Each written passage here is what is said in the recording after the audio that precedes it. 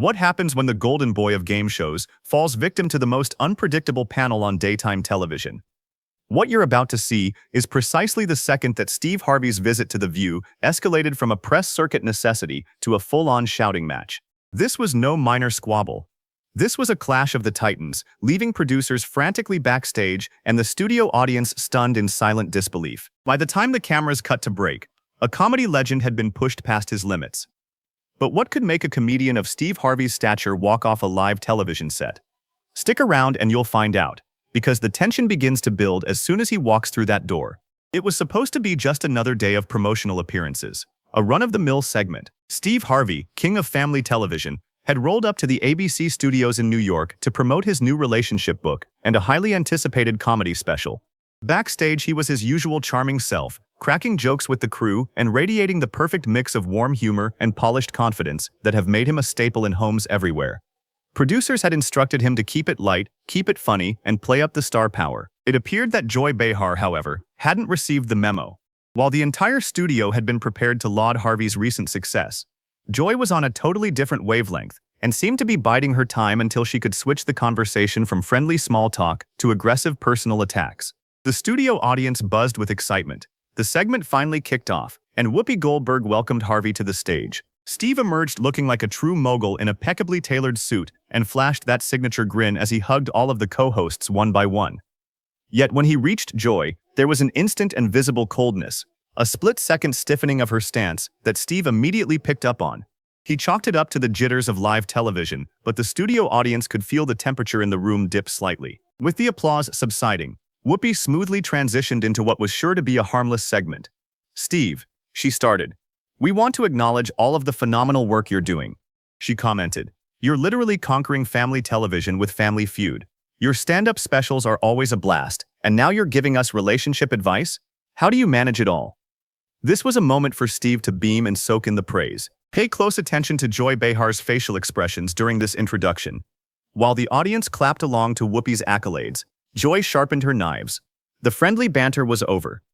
Steve leaned back, oozing the smooth charisma of a man who knows how to command a room. "You know, Whoopi, I consider myself to be a truly blessed man," he said in a calm, steady voice. "When you do what you love, the word work just disappears. Whether I'm helping families to win $1 million on Family Feud, or helping couples navigate the murky waters of romance, it all comes down to human connection. If I can make you laugh while I help you learn how to be better, that's all I can ask for." For a few fleeting minutes, the segment was perfect. Steve shared some hilarious, never-before-heard bloopers from the Feud set, cracked wise about his up-and-coming comedy tour, and the audience hung on his every word of dating wisdom. It was pure, unadulterated television until Joy Behar decided to pull the rug out from under him. "Steve, I have to ask you about something here," Joy interjected, her voice slicing through the laughter like a well-honed knife. The mood shifted immediately. Joy leaned in, her eyes fixed on Steve. "You have built an entire empire of relationships advice, but you have been married 3 different times. Isn't that just a little hypocritical?" The ensuing silence was deafening. The atmosphere in the studio shifted in a single second from that of a jovial celebration to that of a courtroom interrogation. Can a man who has experienced so much personal heartache truly be considered an authority on relationships? Steve's reaction to Joy's question would decide the fate of the entire interview. For a fraction of a second, Steve's billion-dollar smile wavered, but he quickly regained his composure. He shifted his weight, and a sharp new tone crept into his voice. "Well, Joy, I'd say that exactly my experience, both good and bad, is what qualifies me," he responded. Though tension simmered beneath his professional demeanor, "I've been through all of it, I've done the work, and I've lived through the consequences of my actions. I'm not telling you about perfection, I'm telling you about experience." But Joy wasn't interested in an eloquent response. She wanted a confrontation. "And that's not just incredibly convenient," she retorted, ignoring the uncomfortable looks being exchanged among the other co-hosts. "You're making money off telling other people how to be better in relationships. But your track record is, to say the least, less than perfect. 3 marriages is not something that screams expert to most people, Steve." The tension in the room thickened with palpable friction. You could see the other moderators desperately looking for an opening to ease the situation. But the lines had already been drawn in the sand. Steve's jaw tightened, his composed mask creaking under the pressure of the personal attack. Joy, I think you're looking for the wrong thing, Steve replied, his voice dropping an octave. I don't shy away from my history, it's my guide. I'm not sitting up here theorizing about love from some ivory tower. I'm a man who's been through it. The good, the bad, and the ugly. I tell you about my failures so you don't have to repeat them. I am not a hypocrite, I'm an honest man. Sensing she had him cornered, Joy went in for the knockout punch. Or, is it that you're simply a cautionary tale? She asked with a dismissive shrug. If I want to learn about success, I go to someone who's done it right, not someone who's tried again and again until something finally works. The studio audience held its breath. The line between a professional interview and a personal vendetta had been clearly crossed, and now it was up to Steve Harvey to prove just how much he was willing to endure. How will a comedy legend handle having his entire career threatened live on national television? You'll have to tune in to find out because the breaking point is closer than you think. The tone in the studio went from awkward to toxic. What began as an upbeat and informative morning of jokes and advice turned into a public character assassination of one man by the hands of another. Steve Harvey, the man of charismatic bravado, was now cornered with his character under a barrage of personal insults, defending himself against the jabs of an unapologetic Joy Behar. Steve leaned forward, his voice dropping to a controlled baritone, which demanded an immediate silent response. Joy, I think what you're doing right now is precisely the negativity that poisons people's relationships, Steve said, meeting her intense gaze with his. You're taking someone's honesty, their openness, and trying to make it something that attacks them. That's not journalism, Joy. It's just spiteful. You could hear a pin drop. The tension in the studio had been simmering under the surface, but it was now an obvious physical entity on the set. Ignoring the shift, Joy Behar's eyes glistened with a smug, gleeful victory. She had finally pierced through his confident exterior and was about to leave him for dead. Spiteful? Joy asked with a brittle, mirthless laugh. Steve, these are legitimate questions, aren't they? You're presenting yourself as some sort of love and relationship expert. You sell books, charge money for dating advice, and guarantee to match someone up with the one. It's only fair to examine the background of the person pushing all of that to the public. The carefully constructed mask was beginning to crack. Even the most seasoned of professionals have their limits. But no one expected this man to be the next on the list to endure one. How much can one person be put through before the king of comedy finally snaps? We were about to find out. My qualifications are my life. Steve's response came back in a tight voice but still under control. All of the trials, the tribulation, and all of the victories. What I'm getting from you right now is not a thirst for knowledge, but simply somebody that seems to relish in taking people down. Oh, please, Joy replied flippantly, waving her hand in an effort to dismiss him with contempt. I am not going to be characterized as some sort of heel simply for doing my job and asking some difficult questions. And that is something that The View can boast. We do not do affirmations on this show. We engage in discussions and dialogue about life experiences. Seeing that the entire segment was going to be ruined, Whoopi Goldberg tried to take control. Steve has a stand-up show that is about to come out and I believe that it is already receiving wonderful reviews, she interjected, her tone tinged with an anxious effort to de-escalate the volatile situation. It is said to be very funny. Whoopi, Joy interjected, cutting Whoopi off without the slightest hesitation. I don't think we can move on from this topic. It is imperative that we understand this information, because it appears Steve has made an empire out of teaching people how to live their love lives. Our viewers need to know whether they should be taking tips from the man who is evidently clueless about that aspect of life. Steve's hands were clenched tightly, the fabric of his pants turning white under the pressure of his knuckles. He took a long, slow breath, the kind of breath a warrior took before entering battle, and without wanting to. Joy, allow me to ask you a simple question. How many romantic relationships have you been a part of? How many times have you actually given your friends love advice? Because if we're going to discuss someone's qualifications as it relates to relationships, I guess it would be appropriate to dissect yours as well. It's not about me. Joy shot back defensively, her personal privacy instantly and entirely compromised the moment the attention shifted back to her. The show was on a precipice. Two titans of television locked in a battle for dominance, and whatever one says next would determine how the rest of the morning would unfold. Stay tuned because the breaking point was at hand. It's not me that's out there trying to sell relationship advice to millions of people. Joy snapped, her voice piercing with defense. Steve remained placid, leaning forward with a heavy, sonorous tone. No, you're just sitting there trying to take a man's name down on national TV, he shot back. And what's it all for, Joy? What is it you're trying to do here? The air in the studio was thick with tension, Enough to suffocate. The other co-hosts were frantically scanning the wings of the set, as if praying a producer would pull the plug, or cue the commercial. The audience itself was a mixture, with a portion murmuring in defense of Harvey, and others stunned. "No, you're just sitting there trying to take a man's name down on national TV," he shot back. "And what's it all for, Joy? What is it you're trying to do?" Frozen by the sheer animosity emanating from the desk. "What I'm trying to do, Steve, is provide some honest journalism. And that is an exceedingly rare commodity nowadays. Most people just want to blow sunshine and ask soft questions, and I'm not most people." "Honest journalism," Steve repeated, his face a mask of utter disbelief. "That's what we're calling this? 'Cause the way I see it, this is a woman who's carrying a boatload of bitterness, and she just dumped it all on me for showing up to the party in good faith." The word bitter didn't just drop from her mouth, it exploded. The room went so quiet you could hear the steady cams whir, and Joy's face turned a deep, furious crimson. When she spoke, her words came out like a razor-sharp hiss. "Bitterness? You actually called me bitter?" At that exact moment, Steve Harvey knew. The bridge had been burned down completely. Instead of retreating, he walked into the flames. "If the shoe fits, Joy, you have been on the attack since the moment I walked into this room. For what? Because I've lived a life? Because I've been married more than once? I am asking you, what is the real problem here?" This was it. Joy Behar lost her cool. It shattered in her hands like a cheap wine glass. "You want to know what the problem is?" she shrieked, her voice laced with rage. "The problem is that I am sick and tired of men like you taking women's insecurities and using them to make a profit. And then you're out there trying to tell women to think like a man and act like a lady. This garbage formulaic nonsense about how women need a certain set of rules to get a husband." "Now hold on just 1 minute. Steve roared, his voice booming as loudly as hers. "Don't you dare come in here and misrepresent what I've done. I have helped people, Joy.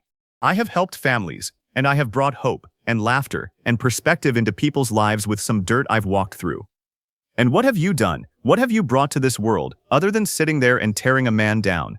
The room erupted in a barrage of cheers for Steve and a chorus of boos for Joy. The segment had ceased being a television program and devolved into a slow-motion riot.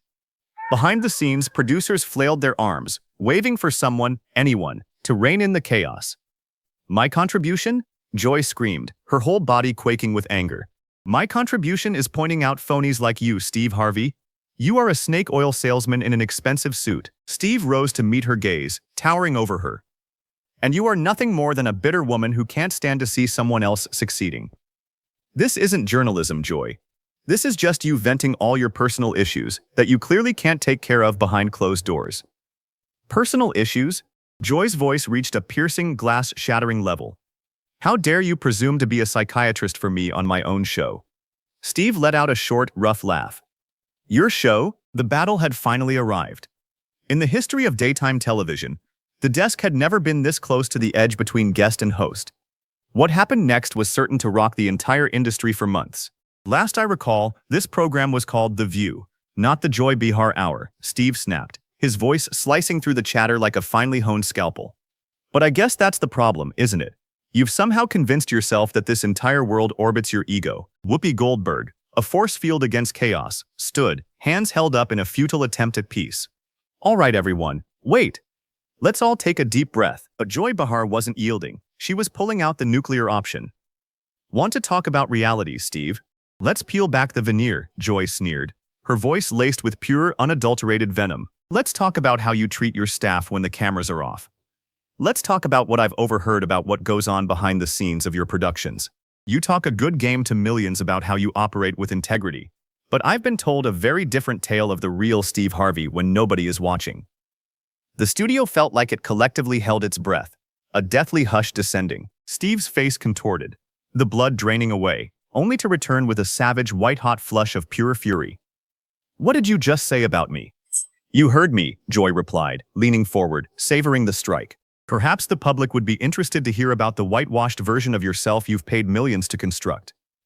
The silence was deafening, the weight of the implication career-ending. Whatever Joy was insinuating, she had just escalated the argument from a simple disagreement to a full-blown character assassination.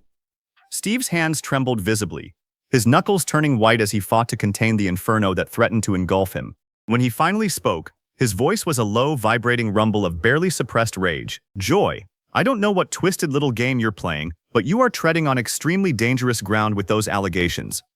You want to attack my marriages? Fine. You want to question my books? Knock yourself out.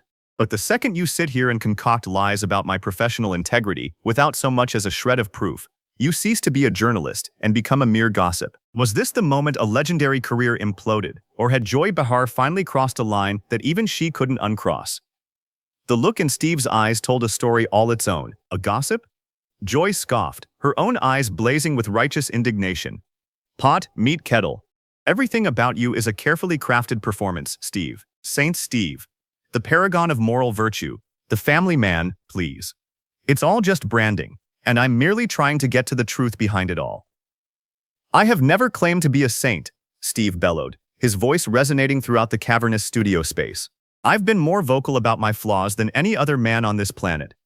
But what you're doing right now, this smear campaign masquerading as an interview, is precisely why people have lost faith in the media. You're not looking to inform your audience. You're looking to destroy a man for sport. The other co-hosts sat in a stunned, paralyzed stupor as two titans of the industry tore each other to shreds in a spectacle that had the audience either roaring with approval or screaming with condemnation. It was a live televised train wreck, a cascade of humiliation that had not been seen in a decade. Joy let out a hollow, bitter laugh. A personal vendetta, Steve? I barely know you well enough to have a vendetta. I have a professional responsibility to hold those in power accountable. A professional responsibility? Steve's voice cracked, the sheer incredulity in his tone palpable. Joy, there is absolutely nothing professional about this. This is personal, and we both know it. The only question that remains is, what on God's green earth did I ever do to you to deserve this? For the first time since the cameras had started rolling, Joy Behar faltered. A fleeting moment of hesitation, a flicker of something other than fury in her eyes, as the weight of Steve's question settled around them. Was there a hidden history to this venom, or had she finally met someone who refused to cower? Tune in for what happens next, because what unfolds over the next 10 seconds will change daytime television forever. For a second, just a split second, an abyss of doubt appeared in Joy's eyes. She has never shown it before and was swift to hide it behind a new surge of aggression. I didn't do anything to you personally, Steve, she spat. But you represent a symbol that I find deeply offensive. You represent that anyone can be an expert in anything, just so long as you are famous enough. And you represent a symbol that I find even more offensive, he shot back, without backing down a single bit. You represent that culture that rather tear people down than lift them up. You represent that notion that you are somehow intelligent when you are angry and destructive. There is no intelligence there, Joy, just bitterness. The atmosphere in the room had become thick and tangible. The cameras continued to roll, documenting the entirety of an on-screen meltdown that no one, not even the seasoned production crew, had ever seen. The production assistants gathered behind the wings could not figure out what to do. Do they cut the feed or just watch the train wreck as it hurtled toward the abyss? Joy straightened her spine and her voice soared to a shrill falsetto. You know what, Steve? I think the people out there are getting a very good look at the real you right now. All that chummy familiarity and folksy charm, all gone in an instant when you're challenged. The real Steve Harvey is right here, furious and attacking a woman on national television. The studio erupted in a collective gasp as Steve's jaw literally dropped in astonishment at the sheer audacity of the pivot. Attacking a woman? Are you insane? Steve's voice was tight and strained. Joy, I have been verbally mauling your integrity and my character since the moment I sat in this chair.